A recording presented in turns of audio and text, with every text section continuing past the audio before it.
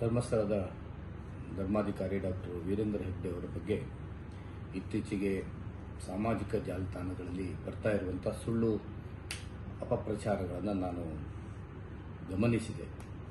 ಪ್ರಾಯಶಃ ಆ ಅಪಪ್ರಚಾರ ಮಾಡ್ತಾ ಇರುವಂಥವರು ಮತ್ತು ಕೆಲವರು ಅದನ್ನು ನಂಬುವರಿಗೂ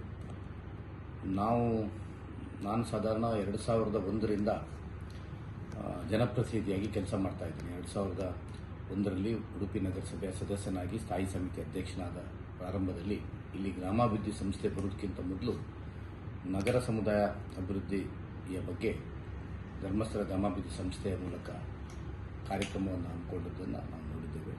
ಆನಂತರ 2005ರಿಂದ ಏನು ಗ್ರಾಮಾಭಿವೃದ್ಧಿ ಸಂಸ್ಥೆ ನಮಗೆ ಇಲ್ಲಿ ಉಡುಪಿ ಜಿಲ್ಲೆಯಲ್ಲಿ ಬಂದಿದೆ, ಆನಂತರ ಉಡುಪಿ ಜಿಲ್ಲೆಯಲ್ಲಿ ಆದಂಥ ಆರ್ಥಿಕ ಅಭಿವೃದ್ಧಿ ಮತ್ತು ಸಾಮಾಜಿಕ ಅಭಿವೃದ್ಧಿ, ಅದರಲ್ಲೂ ವಿಶೇಷವಾಗಿ ಮಹಿಳೆಯರಲ್ಲಿ ನಾವು ಹತ್ತಿರದಲ್ಲಿ ನೋಡಿದ್ದೇವೆ. ಮತ್ತು ಇವತ್ತು ಮಹಿಳೆಯರು ಒಂದು ಮುಖ್ಯ ವಾಹಿನಿಗೆ ಬರುವಂಥ ಒಂದು ಬದಲಾವಣೆಯನ್ನು ನಾವು ಕಂಡಿದ್ದೇವೆ. ಆರ್ಥಿಕವಾಗಿಯೂ ಸ್ವಸಹಾಯ ಸಂಘಗಳು ಪ್ರಾರಂಭ ಆಗೋದಕ್ಕಿಂತ ಮೊದಲು ಮಹಿಳೆಯರು ಅವರಿಗೇನಾದರೂ ಮನೆಯ ಕೆಲಸಗಳಿಗೆ ಹಣ ಬೇಕು ಅಂತ ಹೇಳಿದರೆ ಭಾಳ ಕಷ್ಟಪಡುವಂಥ ವ್ಯವಸ್ಥೆ ಇತ್ತು. ಇವತ್ತು ಸ್ವಸಹಾಯ ಸಂಘ ಬಂದ ಮೇಲೆ ಅವರಿಗೆ ಸ್ವಸಹಾಯ ಸಂಘಗಳಿಂದ ಸಾಲ ಸಿಕ್ಕಿ ಆರ್ಥಿಕವಾಗಿ ಬೆಳವಣಿಗೆ ಆದದ್ದನ್ನು ನಾವು ನೋಡಿದ್ದೇವೆ. ಅದೇ ರೀತಿ ಸಾಮಾಜಿಕವಾಗಿಯೂ ಸಹಿತ ಇವತ್ತು ಸಮಾಜದ ಮುಂದೆ ನಿಂತುಕೊಂಡು ಮಾತಾಡುವಂಥ ಶಕ್ತಿ ಇವತ್ತು ಮಹಿಳೆಯರಿಗೆ ಬಂದಿದೆ.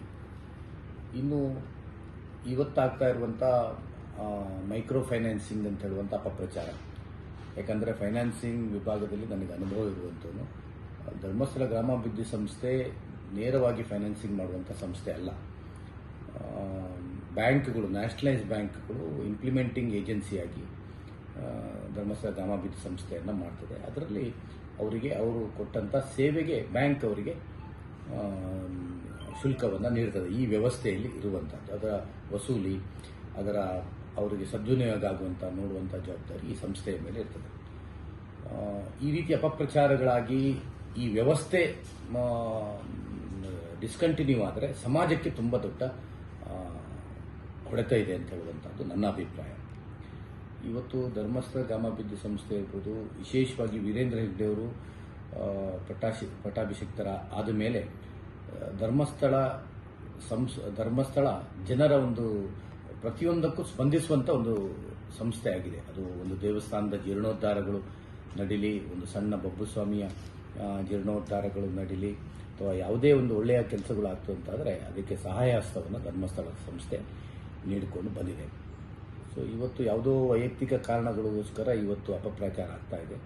ಪ್ರಾಯಶಃ ಇದನ್ನು ಸಮಾಜ ಅರ್ಥಕೊಳ್ಬೇಕು ಮತ್ತು ಇಂದು ನಿಲ್ಲಬೇಕು. ಸಮಾಜದಲ್ಲಿ ಒಳ್ಳೆಯ ಕೆಲಸ ಮಾಡುವಂಥವರಿಗೆ ಪ್ರೋತ್ಸಾಹ ಆಗುವಂಥ ಕೆಲಸವೂ ಆಗಬೇಕಾಗಿದೆ. ಹಾಗಾಗಿ ನಾನು ಧರ್ಮಸ್ಥಳ ಗ್ರಾಮಾಭಿವೃದ್ಧಿ ಸಂಸ್ಥೆಯ ಕೆಲಸಗಳನ್ನು ಮತ್ತು ಪೂಜ್ಯ ವೀರೇಂದ್ರ ಹೆಗ್ಡೆ ಅವರ ಎಲ್ಲ ಕೆಲಸಗಳನ್ನು ಭಾಳ ಹತ್ತಿರದಿಂದ ನೋಡಿದಂಥವನು. ಇದು ಸಮಾಜಕ್ಕೆ ಉಪಯುಕ್ತ ಆಗಿದೆ ಮತ್ತು ಈ ರೀತಿ ಕೆಲಸ ಮಾಡುವಂಥದ್ದನ್ನು ಅವರು ಮುಂದುವರಿಸಬೇಕು ಮತ್ತು ಇನ್ನು ಅವರಿಗೆ ಭಗವಂತ ಶಕ್ತಿ ಕೊಡಬೇಕು ಅಂತ ದೇವರಲ್ಲಿ ಪ್ರಾರ್ಥಿಸ್ತೀನಿ.